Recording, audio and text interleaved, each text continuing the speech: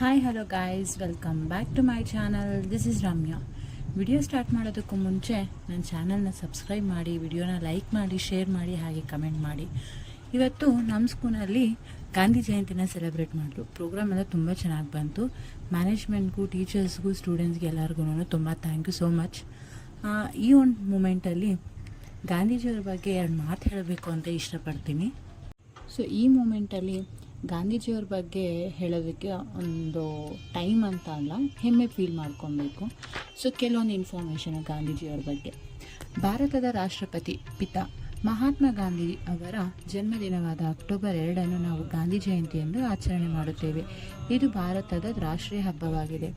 ಗಾಂಧೀಜಿ ಹುಟ್ಟು, ಸಂಸಾರ ಮತ್ತು ವಿದ್ಯಾಭ್ಯಾಸ ಹೇಗಿತ್ತು ಅಂತ ನೋಡೋದಾದರೆ, ಅಕ್ಟೋಬರ್ 2, 1869ರಲ್ಲಿ ಗುಜರಾತ್ನ ಪೋರಬಂದರ್ನಲ್ಲಿ ದಿವಂತ ನಾಯಕನಾದ ಜನನವಾಯಿತು. ತಂದೆ ಕರಮ್ಚಂದ್ ಗಾಂಧಿ, ತಾಯಿ ಪುತಲಿಬಾಯಿ. ಗಾಂಧೀಜಿಯವರು ಪೂರ್ಣ ಹೆಸರು ಮೋಹನ್ ದಾಸ್ ಕರಮ್ಚಂದ್ ಗಾಂಧಿ. 13ನೇ ವಯಸ್ಸಿನಲ್ಲಿ ಗಾಂಧೀಜಿಯವರಿಗೆ ಕಸ್ತೂರಿಬಾ ಅನ್ನೋರ ಜೊತೆ ಮದುವೆ ಆಗಿರುತ್ತೆ. ಅವರಿಗೆ 4 ಜನ ಮಕ್ಕಳು. ಹರಿಲಾಲ್ ಗಾಂಧಿ, ಮಣಿಲಾಲ್ ಗಾಂಧಿ, ರಾಮದಾಸ್ ಗಾಂಧಿ ಮತ್ತು ದೇವದಾಸ್ ಗಾಂಧಿ ಇವರ ಮಕ್ಕಳು. ಗಾಂಧಿ ಅವರು 19ನೇ ವಯಸ್ಸಿನಲ್ಲಿ ಲಂಡನ್ನ ಯೂನಿವರ್ಸಿಟಿ ಕಾಲೇಜ್ ಇಂದ ಕಾನೂನು ಪದವಿ ಪಡೆದಿರ್ತಾರೆ.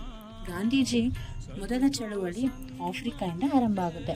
ಸೊ ಆಫ್ರಿಕಾಯಿಂದ ಏನಕ್ಕೆ ಚಳುವಳಿ ಆರಂಭವಾಗುತ್ತೆ ಅಂದರೆ, ಮುಂಬೈ ನಗರದಲ್ಲಿ ವಕೀಲರಾಗಿ ವೃತ್ತಿಯನ್ನು ಆರಂಭಿಸಿ ವಿಫಲರಾಗಿರುವ ಗಾಂಧೀಜಿಯವರು 2 ವರ್ಷಗಳ ನಂತರ ದಕ್ಷಿಣ ಆಫ್ರಿಕಾಗೆ ತೆರಳಿರ್ತಾರೆ.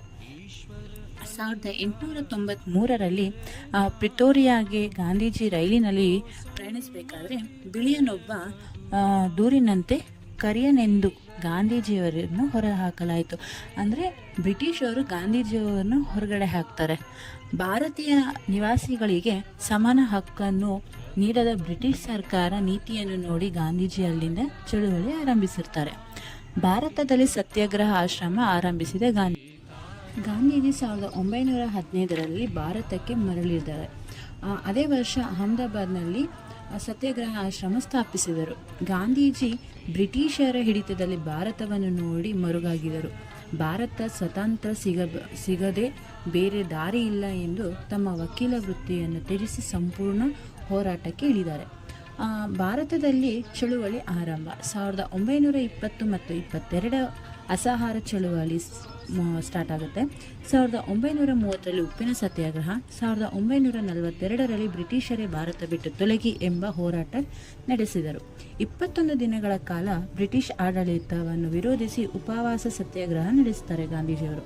ಗಾಂಧೀಜಿ ಬೆಳಗಾವಿಯಲ್ಲಿ ನಡೆದ ಅಖಿಲ ಭಾರತ ಕಾಂಗ್ರೆಸ್ ಅಧಿವೇಶನದಲ್ಲಿ ಅಧ್ಯಕ್ಷರಾಗಿದ್ದರು. ಭಾರತ ಬಿಟ್ಟು ತೊಲಗಿ ಚಳುವಳಿಯನ್ನು 1942ರಲ್ಲಿ ಆರಂಭವಾಯಿತು. ಆಗಸ್ಟ್ 9, 1942ರಲ್ಲಿ ಬ್ರಿಟಿಷರು ಗಾಂಧೀಜಿಯವರನ್ನು 2 ವರ್ಷಗಳ ಕಾಲ ಬಂಧಿಸುತ್ತಾರೆ. ಕೊನೆಗೂ 1947 ಆಗಸ್ಟ್ 15ರಂದು ಭಾರತಕ್ಕೆ ಸ್ವಾತಂತ್ರ್ಯ ಬಂದಿತು. ಆದರೆ ದೇಶ ಭಾರತ ಮತ್ತು ಪಾಕಿಸ್ತಾನ ಇಬ್ಬಾಗಾಗವಾಯಿತು. ಇದನ್ನು ವಿರೋಧಿಸಿ ಗಾಂಧೀಜಿ ಹಿಂದೂ ಮುಸ್ಲಿಮ್ಸ್ ನಡುವೆ ಸಾಮರಸ್ಯ ತರಲು ಶ್ರಮಿಸಿದರು. 1948 ಜನವರಿ 30ರಂದು ಶುಕ್ರವಾರ ಪ್ರಾರ್ಥನಾ ಸಭೆಗೆ ಹೋಗುತ್ತಿದ್ದ ವೇಳೆ ಗಾಂಧೀಜಿ ಎದೆಗೆ ಗುಂಡು ಹಾರಿಸಲಾಯಿತು. ಹರಿರಾಮ್ ಎನ್ನುತ್ತಲೇ ಗಾಂಧೀಜಿ ಪ್ರಾಣವನ್ನು ಬಿಟ್ಟರು. ಅವರು ಒಂದು ವ್ಯಕ್ತಿ ಆಗಿರದಿದ್ದರೆ ಒಂದು ಮಹಾನ್ ಶಕ್ತಿಯಾಗಿದ್ದರು. ಈ ಒಂದು ಸಂದರ್ಭದಲ್ಲಿ ಗಾಂಧೀಜಿ ಬಗ್ಗೆ ಮಾತಾಡೋಕ್ಕೆ ಒಂದು ಟೈಮ್ ಅಂತ ಹೇಳ್ಬೋದು. ಸೊ ಇದಕ್ಕೆ ನಂಗೆ ತುಂಬ ಖುಷಿಯಾಗುತ್ತೆ. Thank you so much.